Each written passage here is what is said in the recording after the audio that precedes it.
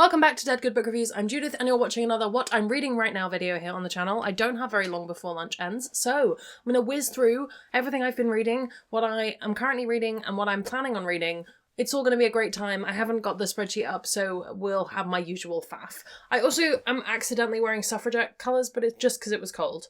It's not relevant to anything. When I last left you, I was halfway through Shortfall by Robert Jackson Bennett. Why am I putting the cover up when I own a copy of the book? Because blowed if I know where I've put it. I have two books that I know I set aside somewhere sensible so that I could talk about them in this video. And I don't know where they've gone. So you're gonna have to bear with me putting the covers up. I'm so sorry. I really like this. I think Foundryside is a stronger book overall, but this is a really strong sequel. It does really good stuff with the magic system, which to be honest, is all I want in this series, is I just want people playing with the magic system even more. But on top of that, the plot's really interesting. The stakes are much higher.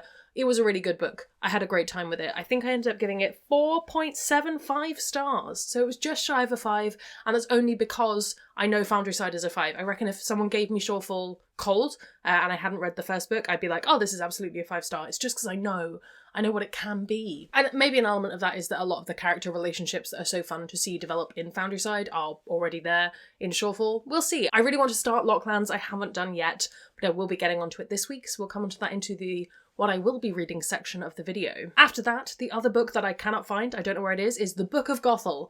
I kept saying Mother Gothel last week, it's the Book of Gothel. This was, it's difficult to say. This was, I find it really hard to talk about books like this because for some people, this might be the absolute bee's knees. This might be an excellent read. It might do everything you've ever wanted. For me, I am a bit tired of gosh, things are miserable for weird women in history. While there is a fantasy element to this and a fairy tale element to this, it's still, broadly speaking, like, this is a person who, very clearly, if she doesn't explicitly have epilepsy, it's very much coded that way. She's just said as a witch and nothing good happens to her for most of the book. And even when good things do happen, I still felt like they were kind of gatekept. People were gatekeeping. That's the sentence I'm looking for there. And just, it wasn't for me. I think if you have a high tolerance for historical prejudices and patriarchy and such, if you have a high tolerance for those things, you might really enjoy this. For me, it was too much misery and not enough empowerment. And I know that part of the marketing for this is marketing it off the back of Circe and Baron the Nightingale. I would say it probably leans more towards Circe because I just think it doesn't have the spirit and the joy that Baron the Nightingale has at times. It's a really difficult book. Horrible things happen to the main character in the Winternight trilogy, but overall the feeling is, gosh, I love this character and like I remember the good things that happen to them as much as the bad, whereas Book of Gothel, I'm just going to remember her having a terrible time for an entire book. I finished Animorphs 37. This is the cover. I'm not going to talk about it too much because I know a lot of people don't really care about that series, but it is continuing. I will film that hopefully over the long weekend and have that out for you. That will be in July, because June's video is already filmed, because I'm getting ahead. Yes. First one that Editing Judith doesn't have to put a cover in for. I finished Amara by McNeill / McRae. It's a chunky one, but I had a really good time. I still think Marissa is probably the strongest book in the series. If I can hold it up for you, book 1, which surprised me. I would have thought I would like Amara best because Amara is the Sky Pirate character, but I think Marissa is the strongest book in terms of its structure. I am gonna be getting to Issa, the sequel to Amara, the 4th book, hopefully again this week. So I'm interested to see whether Marissa is still my favourite after that, because we have met a lot of characters since then that I'm excited to see how they turn out. But yes, as I've said in previous videos, this is shapeshifters, sky pirates, dragons, fantasy stuff. This book still feels like a continuation of the fallout of the first book, which is interesting because by this point I think normally in a series I'd be expecting that to be completely put away and to be onto a completely different thing, but I still feel like a lot of people are tied up in the emotional consequences of book 1, which is maybe why I found book 1 best, because it was less of that. I don't know. I'm interested to see how book 4 goes. It's nice to be ticking the series off. Yeah, that was a sentence. After that, I read The Final Strife by Sarah L. Arifi, and if this isn't on your TBR, I would highly recommend you put it on there, especially if you are a person who, like me, reads a fair amount of YA and kind of crossing over into adult. I think this is probably technically adult, but I think if you like YA, it might branch out. Don't quote me on that, I'm not 100% sure. In this we have a world, a very small world, what's left of the world, that is being split up into different kind of castes, classes based on the blood colour of people. Some people have red blood, they are embers, some people have blue blood, they are dusters, and some people have transparent blood they are. I think it's ghosters.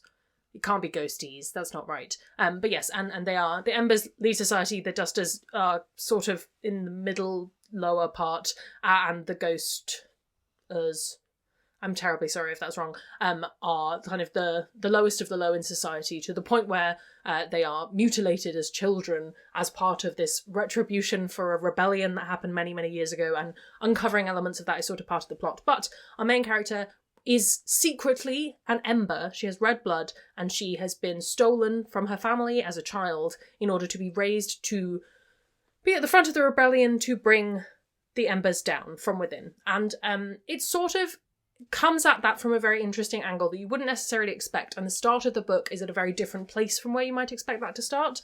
But there are trials, there is sapphic representation in this book, hooray! I wasn't expecting it, so it was extra good for me. There is a bio-pan representation, which is always nice, and it's just a really, really strong book. You just have to trust me on it. Very, very difficult. There are a lot of very difficult themes in this book. I would urge you to look up content warnings. If there's anything in particular you want to know about, you can always drop me a message, particularly if it's on Discord. I'm most likely to see it. Yeah, I thought this was exceptionally well written. I'm really excited for later books in the series. I don't know. Yes, it should be a series, because it's listed as book 1, so hopefully. I wasn't expecting to like this as much as I did, but I just thought it was really, really good. And this is a good example of a book where a lot of terrible things happen to characters, and the world is in some ways a very terrible place for multiple reasons, but the book itself didn't feel as brutal and heavy as, what's the word I'm looking for? The Book of Gothel did. I was going to say Mother Gothel again, but I didn't. It just was a really well-written book. I liked it a lot. I'll be interested to read the sequel.